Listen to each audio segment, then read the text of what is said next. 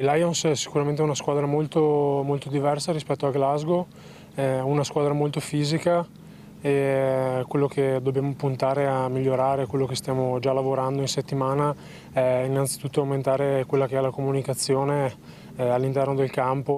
Resettare la vittoria contro Glasgow è stato il primo compito della settimana. In questi ultimi giorni ci si concentra sulle caratteristiche dei Lions sudafricani che arrivano sabato a Monigo per il round 3 dello United Rugby Championship.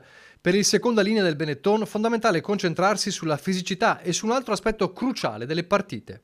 La disciplina che sarà fondamentale nel corso di tutti gli 80 minuti per garantirci di poter fare bene il nostro gioco senza concedere opportunità ai Lions. Leoni contro Leoni. I biancoverdi di Callum McRae carichi dopo la vittoria all'esordio casalingo e sempre il calore di Monigo può essere l'elemento in più per il Benetton. Sarà fondamentale tutto l'aiuto, tutto il calore che ci dà il pubblico a Monigo, che come spesso lo definiamo è il nostro 16° uomo in campo, quindi questo sicuramente ci darà una grande spinta per affrontare la partita di Lions.